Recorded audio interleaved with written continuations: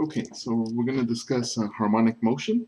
So in chapter 10, we went over pretty much just an introduction into all our trig functions, solving equations, all that, how to graph them, right, and that sort. So in this chapter, we're going to look at some applications. And the first application is that of harmonic motion.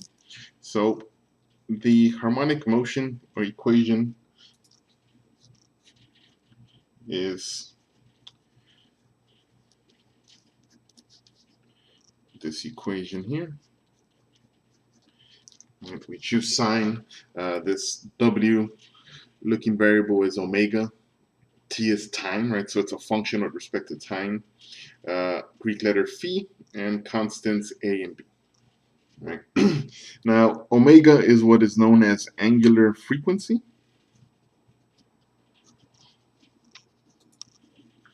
And we see what effects, well, we know what effects that has on the period of it.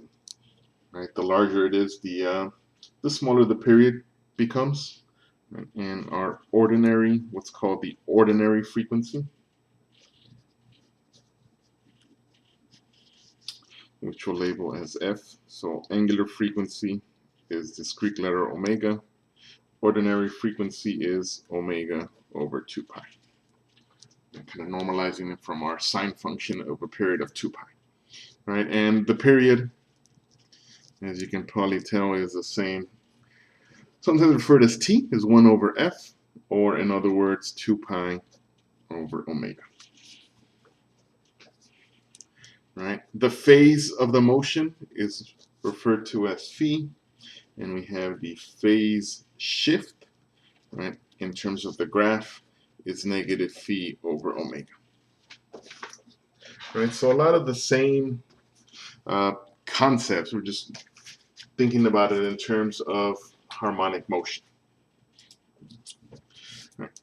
And then A, of course, represents the amplitude, and B is what is known as the baseline or our vertical shift.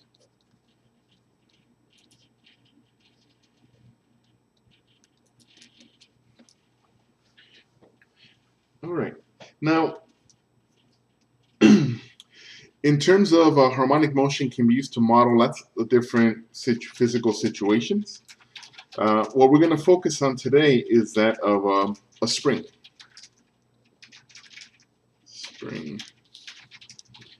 A spring mass system. Okay.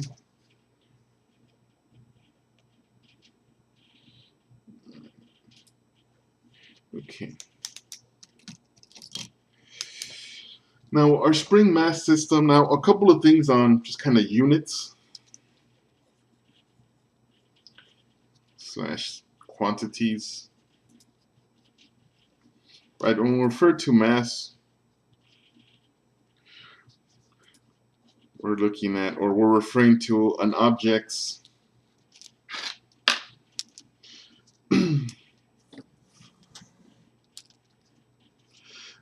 resistance to straight line motion.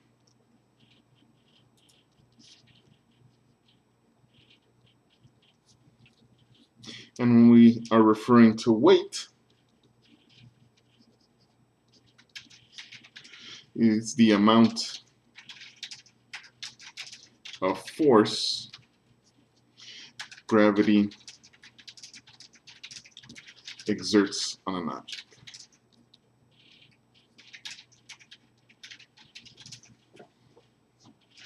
Okay, and based on these definitions, we could see that mass is something that cannot be changed, but weight, depending on what gravity is, does change. All right, and of course, we're gonna look at displacement. Right, this is a measure of length. Now, in terms of actual units, if we're dealing in English units, force, in other words, weight, is calculated in pounds. That's the measurement, and mass is what's referred to as slug. All right, and in the standard units, SI units, force is in newtons, right, and then mass is in kilograms. Right. And in terms of displacement, when we're dealing in the English units, this will be done in feet. And this is in meters.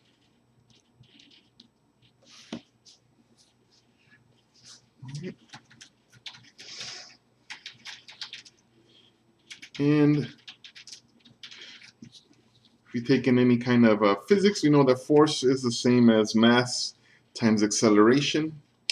In this case, all our acceleration in terms of our harmonic motion will be due to gravity, right? So in other words, weight is mass times gravity. Where in our English units, we'll consider gravity to be constant at 32 feet per second squared, and in our SI units, we'll have gravity to be 9.8 meters per second squared. Okay.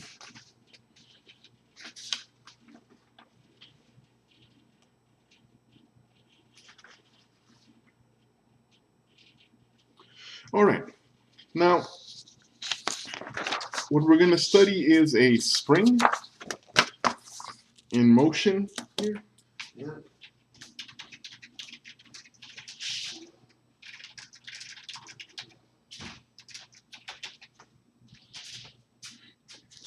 All right, and what I mean by spring is, let me switch over to another window here to show you kind of a demo.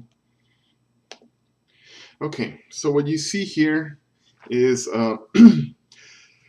just springs at their natural length, right? Meaning that they're just kind of hanging by their own weight. All right. And I'm going to attach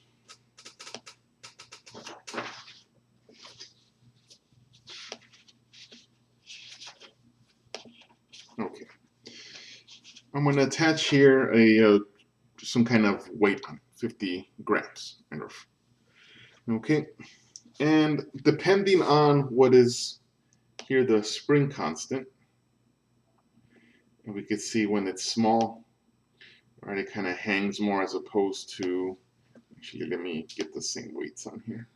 Let's put 100 grams and stop it, and then 100 grams here. Okay. All right, and we see two lines here, the blue one being at its natural length, and when we just kind of hang the weight on there, and let's make this one large, right, that other line represents its equilibrium position, where there's no other force there that is disturbing the system. All right, now if we do put some kind of force, and you notice here on the right we see gravity, Earth gravity, okay, and if we apply some kind of force here, all right, we see that it goes into motion. Now notice here it says on the right damping is 0, meaning that there's no force that is slowing it down, right? In an ideal sense, it'll just keep going like that forever and ever, right? And what we are going to aim to model here, right, and notice with a larger spring constant, kind of looks like a little more buoyancy is going on. So what we aim to model here is that line from equilibrium position. Notice that it is modeled by a sine curve, right? In the sense that we see if this is the equilibrium position where the displacement is 0, right? It goes down to some value, then it goes back up and reaches another value up top, and it just goes between those two values.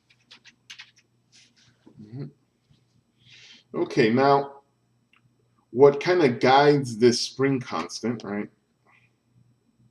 I notice as it gets larger, right, kind of starts even moving a little faster. Right? So what is guiding this? Let me switch back over. Here.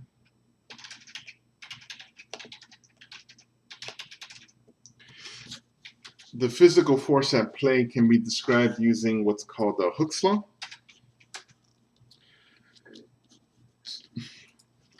Right, and we can think of a rubber band like a spring as well, where it just kind of springs here.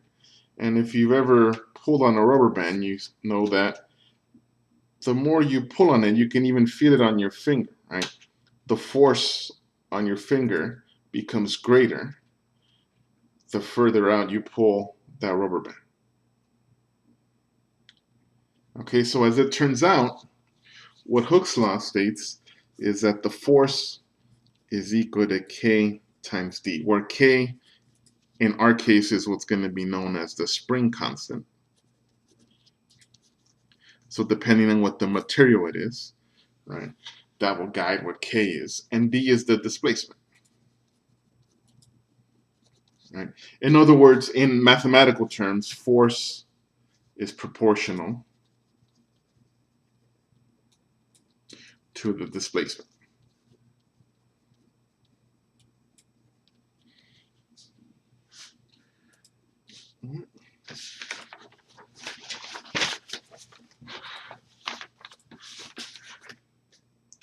Okay, and what we're gonna introduce here is we're going to focus on what's called free undamped harmonic motion. Right, so what that means is left to its own devices, it'll just keep going between, just kind of bouncing up and down, right, forever. Okay, and that can be described using this function, sine of omega t plus phi. All right, where we want to think here with some kind of mass hanging from it, right? That when it's in equilibrium position, in other words, there's no other force, it's just kind of, we gently put the weight on there and then we let it naturally stretch it till it stops, right? This is the equilibrium position where the displacement is 0.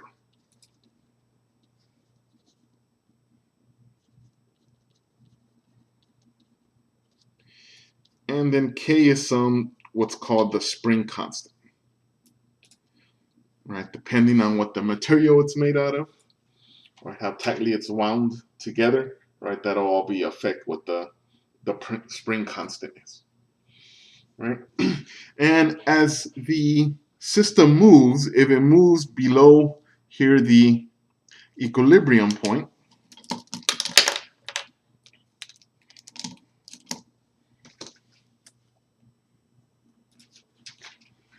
right? As it moves down here, the equilibrium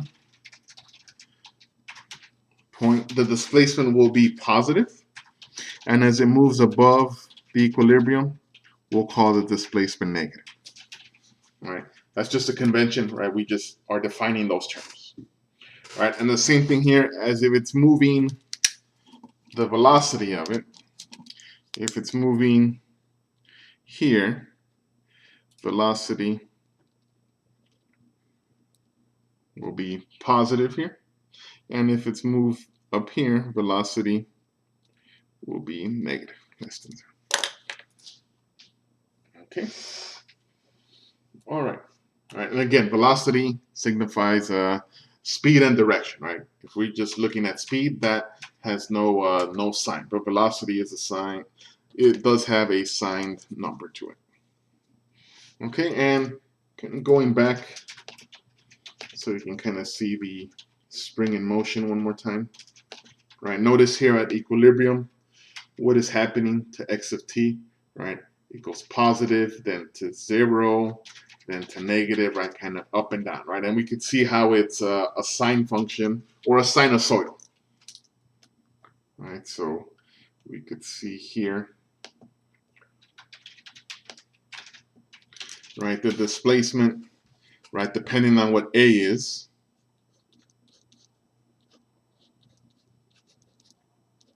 right, if it starts off below the equilibrium point, so it'll be positive, right? And maybe it reaches its max, the amplitude, and then it goes back to 0, the equilibrium point, and it goes down, and it does that.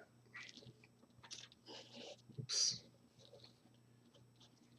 And over and over, right? Since t does signify time here, this is our t-axis, this is our x of t, right, the displacement, right? Since t does signify time,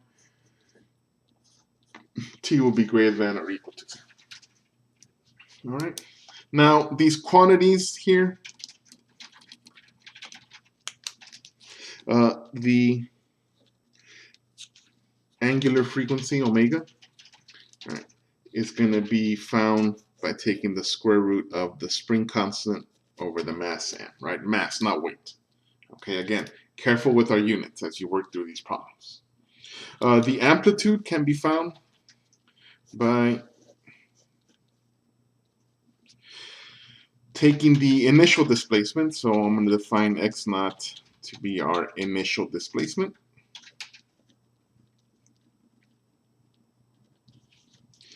And v naught over omega, where v naught is the initial velocity.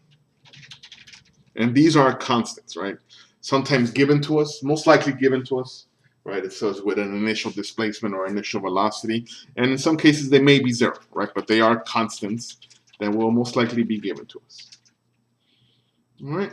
And another way that to find the phase shift, we define a sine of phi to be equal to the initial displacement and a omega cosine of phi to be equal to v naught. Okay.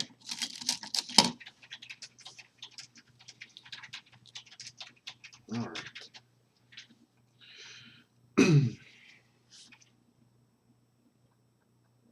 Okay, so let's work through an example.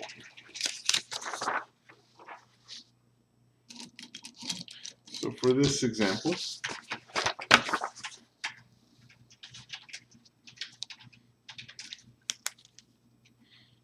we are given that suppose an object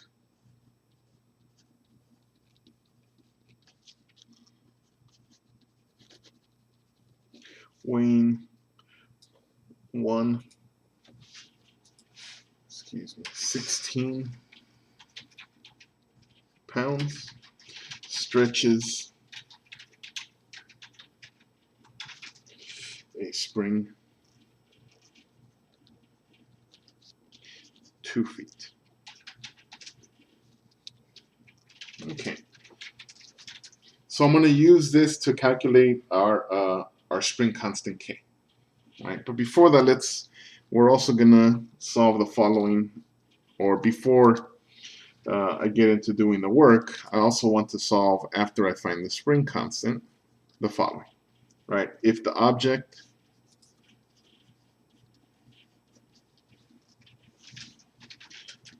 is attached to the spring,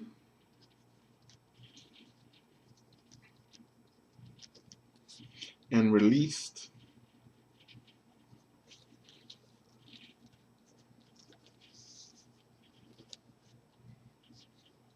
one foot below the equilibrium,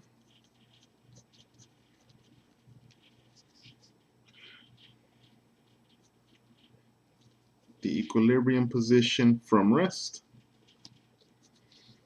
meaning there is no additional force beyond gravity working on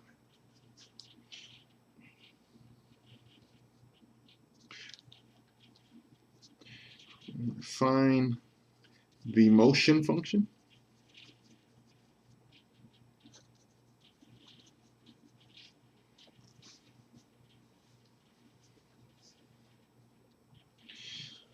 Also, we would like to answer, when does the object first pass through the equilibrium position?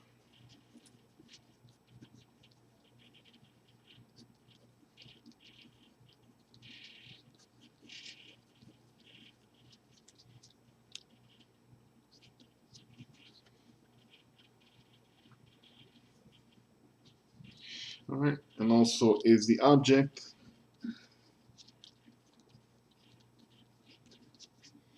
heading upwards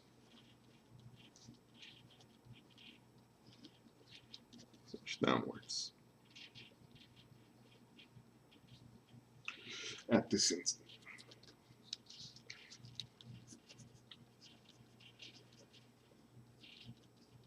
Okay,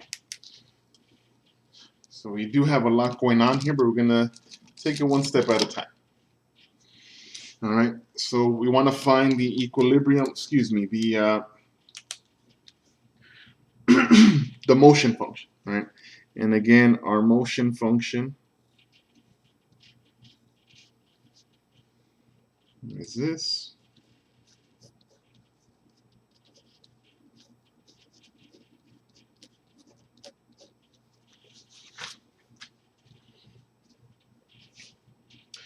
Okay, now in order to find our omega, our angular frequency, we do need to know what the spring constant is, right? Because we recall omega is equal to the square root of k over m, right? The mass.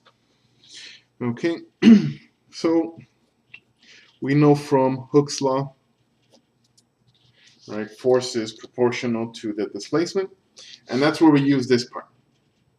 Right, an object weighing 16 pounds, right? Weight, right? Force stretches it 2 feet, right? So we know 16 is equal to 2 times k. Right? So solving for k, we get a is equal to k. We also need the mass, but again, we know that weight or force is also mass times acceleration. Right? Weight is 16. Right? The gravity constant is 32 in our English units, m. Right? And that means our mass is 1/2 slug.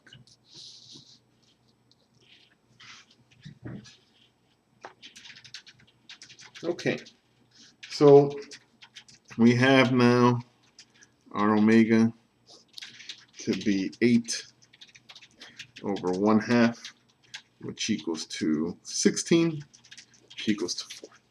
That's square root of 16, which equals to 4. All right. Now, another piece of information I'll need here is our amplitude and our phase. Right? Now, our amplitude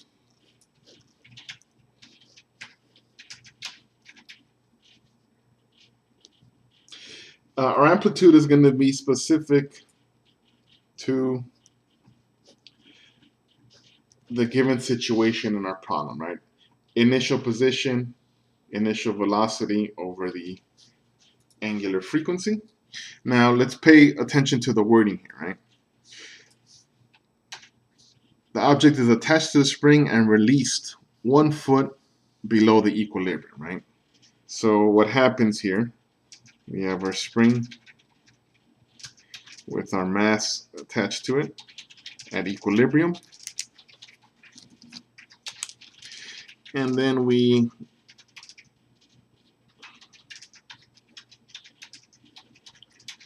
bring it down by 1 foot, right? In other words, this is our initial displacement, right? X naught is equal to 1.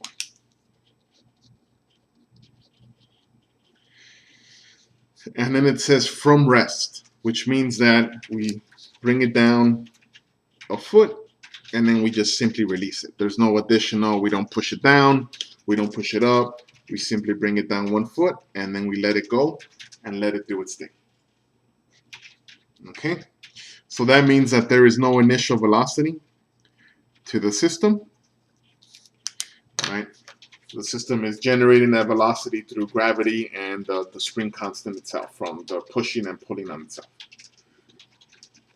Okay, so now we can find the amplitude.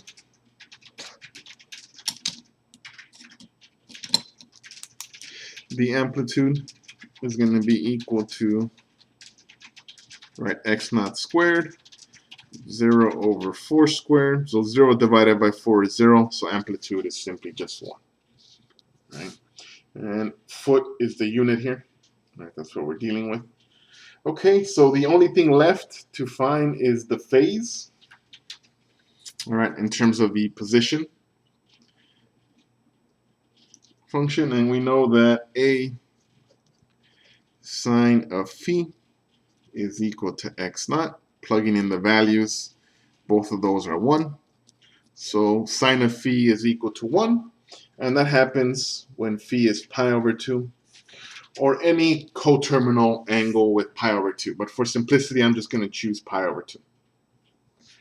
Okay, all right. So that means that x of t is sine of 4t plus pi over 2.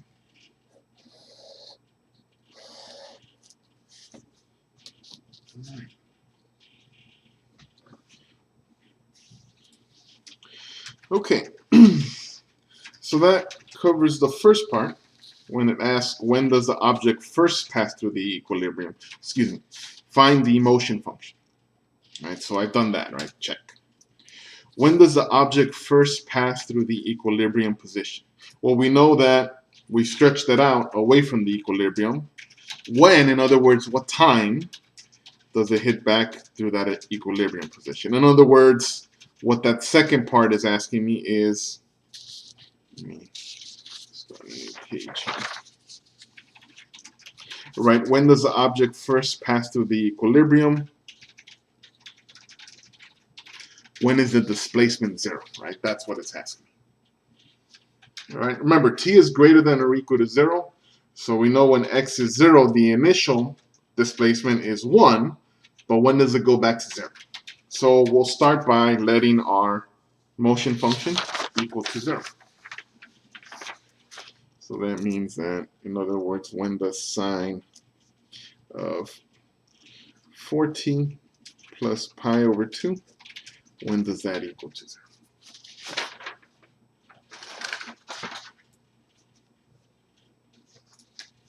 Okay.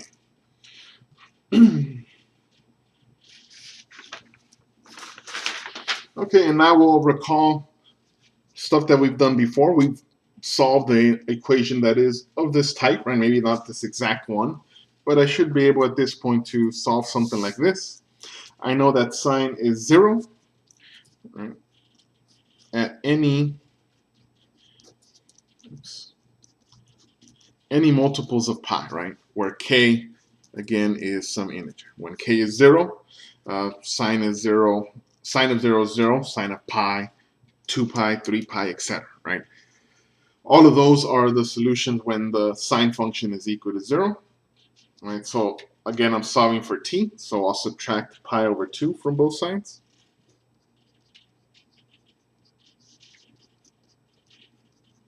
And then divide by 4, and we get t is negative pi over 8 plus pi over 4k, where k is element of z. All right. Now, it asks the first time that happens. So let's look at, since t is time, right? Remember, time has to be positive. So when k is equal to 0, we get t is negative pi over 8. Not possible, right? We're not dealing in negative time. So when k is equal to 1, and anything smaller than 0, of course, would be a more negative value. So we'll restrict ourselves in this case to the first time this happens is when k is equal to 1. And when that happens, we get negative pi over 8 plus pi over 4, which equals to, combining these, common denominator of 8. Combining these, we get pi over 8, which is approximately 0.39 seconds. which is our time unit. Okay, and let's graph our motion function so we could see that this is in fact the case. I'm going to switch over here to Desmos. We can see our system's still going, right? So we've had our motion function.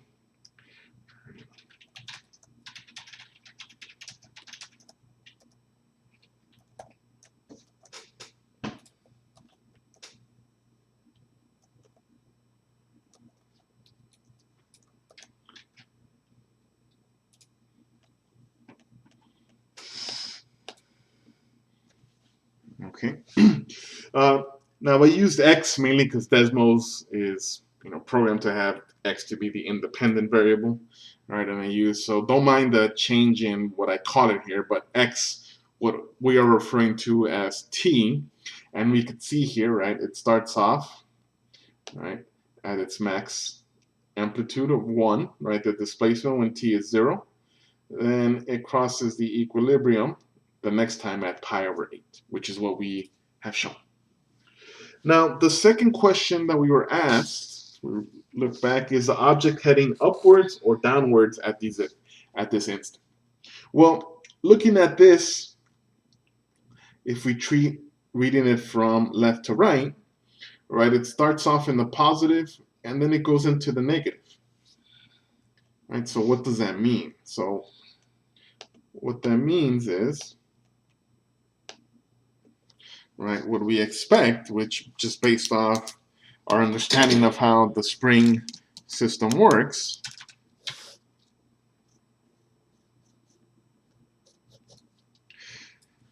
right, if it starts off here, once it reaches the equilibrium, it's moving in the upwards direction, right? Or in other words, here from our graph where we have x of t to be less than 0. Right? So it's moving up there till it reaches the max amplitude, which we know is 1, then it'll go back down. Okay? All right, now once we get to calculus, we'll learn how to, using calculus techniques, how to actually show that this is actually the case. For now, we're just kind of reasoning our way through it. All right, let's move on. Let's try another example. Using the same spring conditions, but different initial conditions. All right, so we're still with the same spring, where 16 pounds stretches the spring.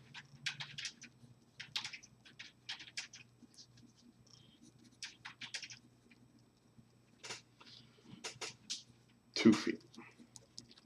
All right. All right. And the situation now is if the object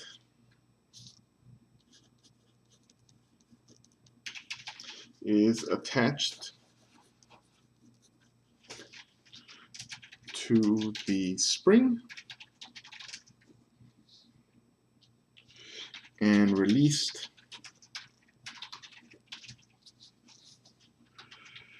one foot below the equilibrium position,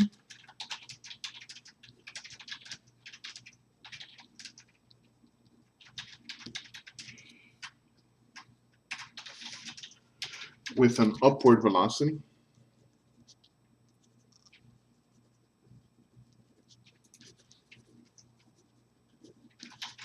of 2 feet per second. Okay, so now notice we have some changes here, right? Find the equation of motion.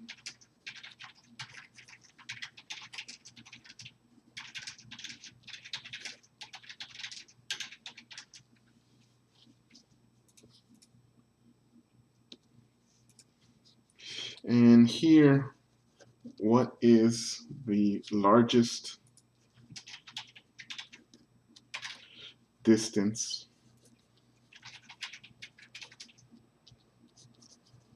the object travels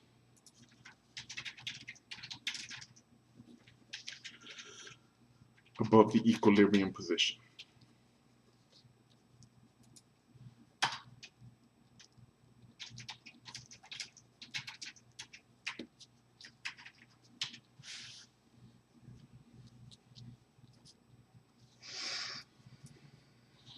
And also, when does this first happen?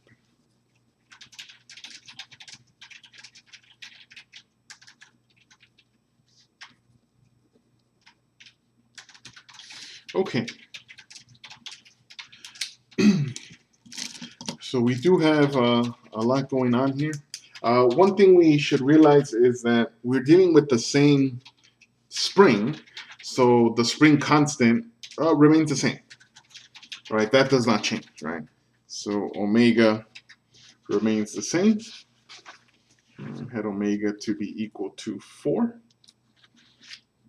So that doesn't change, right? There's nothing that we distort about the string or anything. The only thing we're changing is the initial conditions, right? Right. We still go 1 foot below the equilibrium position, right? So if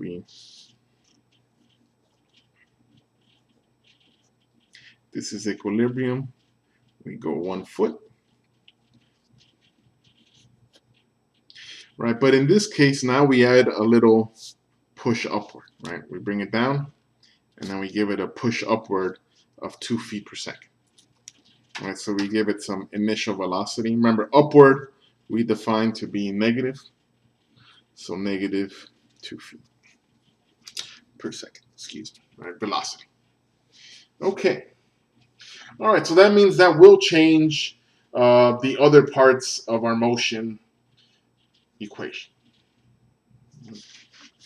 Okay, so the first change we'll see, our omega remains the same, right? Our amplitude,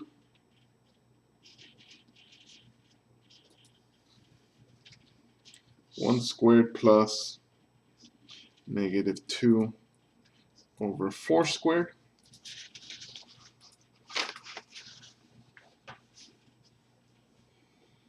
Okay.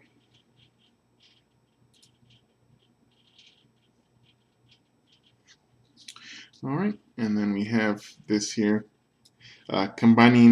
squaring it, combining like terms. This is 1/2 squared, we get 1 plus 1/4. And here we have square root of 5 over 2. Okay, so that would be our amplitude. All right, so now let's find the phase shift. And again, we know that A sine of phi is equal to x naught. All right, and our amplitude is root 5 over 2.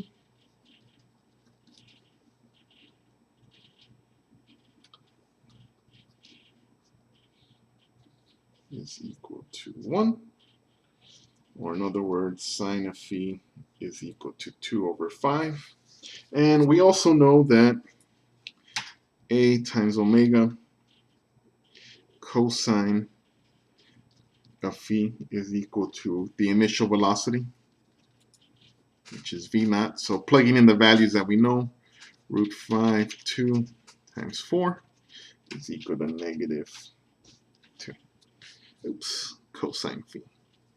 All right, and then solving for cosine phi, you get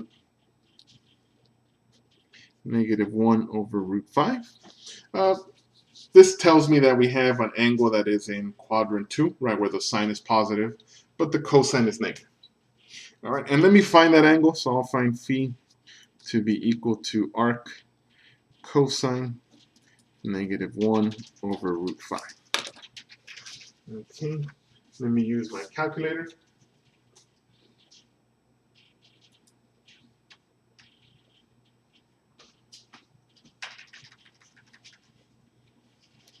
All right.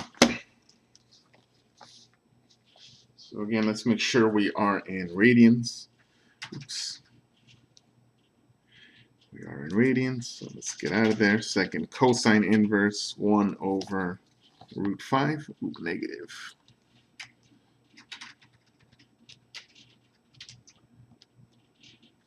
All right, so we get about 2.03 radians.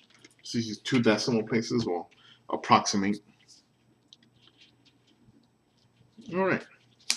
And now I believe we have everything we need for our motion function.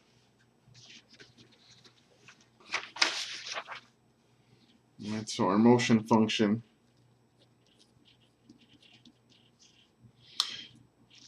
A, the amplitude, root 5 over 2,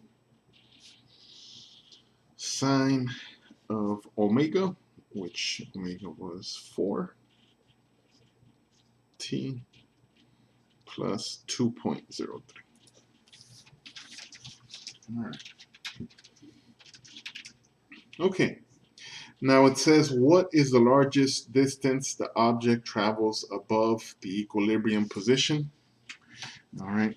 So above the equilibrium position would be here when the displacement is negative. All right. Again, the distance, we're not dealing with a sign value here, so I don't need to do much work for that besides understanding that, well, that's what the amplitude is, right? The amplitude is telling me the max displacement, right? So the largest distance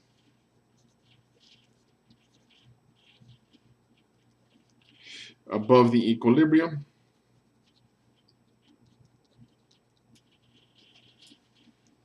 is root 5 over 2 feet. Okay. Now the next one, we are going to need some, we are going to have to do some algebra here to solve a trig equation. All right, it says, when does this first happen? Okay, so let's answer that part.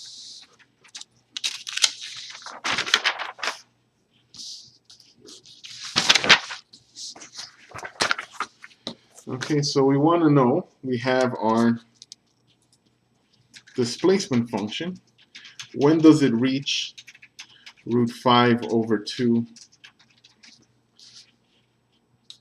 And the reason for it's negative, it's because it's above the equilibrium, right? When does that first happen? When does it reach root 5 over 2 feet above the equilibrium? Or in other words, when does root 5 over 2 sine of 14 plus 2.03, when does that equal to negative root 5 over 2? And we have like terms here, so simplifying these out, they reduce to 1, but there's a negative here.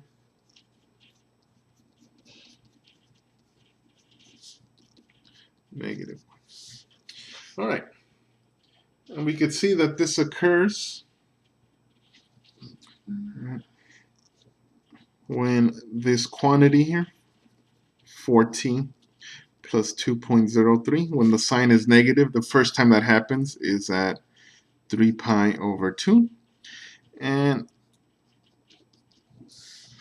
any other angle that is coterminal with 3 pi over 2. So that would happen every 2 pi units, and again, k is an element of z. Okay, so solve for t. So we get 4t, subtract 2.03 from both sides.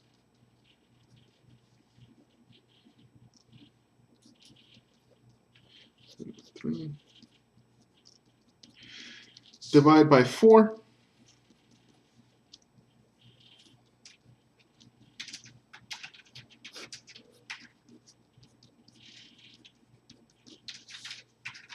Okay.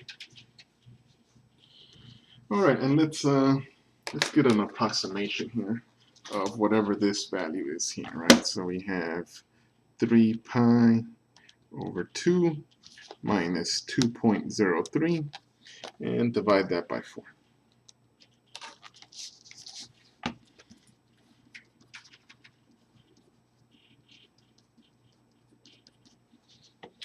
All right, and we could see the first time that happens when k is equal to 0, means t is equal to 0.67 seconds. All right, so that would be the first time that it reaches its max amplitude above the equilibrium. All right, let's take a look at a graph just to confirm our results here. All right, so let's change up our equation here. Square root of 5 over 2 x 4x plus 2.03. All right. And above the equilibrium position, that would be down here. And we could see this does confirm our results, right? 0.67. Okay. Well, thank you.